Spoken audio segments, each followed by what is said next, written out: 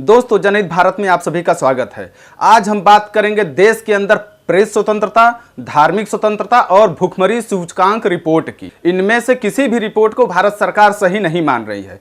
स्मृति ईरानी का भी कहना है कि भुखमरी सूचकांक बनाने वाले क्या लोगों से फोन पर बात करके रिपोर्ट बनाए हैं क्या। वही धार्मिक स्वतंत्रता को लेकर पासपोर्ट आवेदन का आड़ लेकर सरकार अपनी बचाव कर रही है। वहीं भारत में प्रेस की स्वतंत्रता क्या है, यह स्थिति किसी से छिपी नहीं है कि सरकार से सवाल पूछने वाले पत्रकारों के यहाँ पर कैसे छापे मारे जाते हैं और उनके इलेक्ट्रॉनिक उपकरण और मोबाइल और लैपटॉप आदि जब्त कर लिए जाते हैं कि शायद सरकार को कोई ऐसा क्लू मिल जाए जिससे आलोचना करने वाले पत्रकारों और मीडिया संस्थानों को देशद्रोह के अपराध में फंसाकर उनको हमेशा के लिए सलाखों के पीछे डाल दिया जाए। आपको यह भी जानकारी दे दें कि हाल ही में सुप्रीम कोर्ट ने पत्रकारों के लैपटॉप और मोबाइल जैसे उपकरण को असीमित समय के लिए जब्त करना अवैध माना है। चलिए सबसे पहले प्रेस स्वतंत्रता सूचकांक के विषय में ही चर्चा कर लेते हैं और आपको बताते हैं कि रिपोर्ट्स विदाउट बॉर्डर द्वारा विश्व प्रेस स्वतंत्रता सूचकांक प्रकाशित किया जाता है और 2023 के रिपोर्ट में भारत 180 देशों के सूची में 11 स्थान फिसलकर 161वें स्थान पर आ गया है,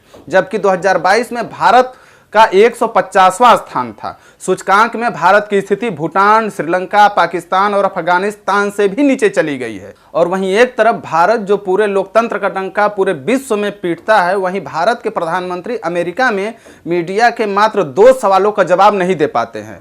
और G20 में तो हद ही कर दी जब जो बाइडेन और तमाम पत्रकारों ने भारत सरकार पर सवाल न पूछने देने का आरोप लगा दिया। पत्रकारों ने यहां तक कह दिया कि हम लोगों को एक जगह बंद करके रखा गया था ताकि हम सरकार से सवाल न पूछ सकें। आपको जानकारी दे दें कि पीएम मोदी के अमेरिकी दौरे के दौरान अमेरिकी पत्रकारों को मात्र 2 सवाल पूछने की अनुमति मिली थी। उन 2 सवालों का भी ठीक से जवाब हमारे प्रधानमंत्री नहीं दे पाए, जिनमें से एक सवाल भारत में अल्पसंख्यकों की सुरक्षा को लेकर था। और अब VSCIRF की रिपोर्ट के विषय में जान लेते हैं।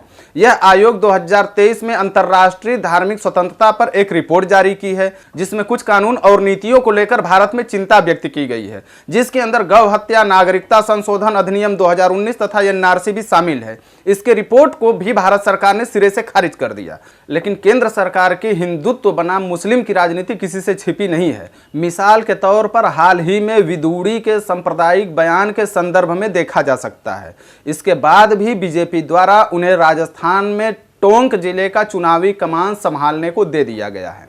वहीं ग्लोबल हंगर इंडेक्स में 2023 में भारत को 125 देशों में 111वां स्थान मिला है।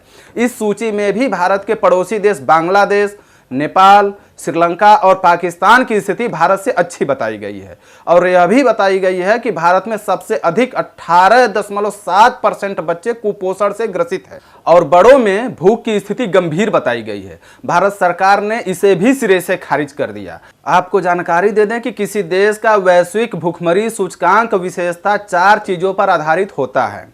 पहला अल्पपोषण, दूसरा बच्चों में स्टार्टिंग, तीसरा बच्चों में वेस्टिंग और चौथा बाल मृत्यु दर।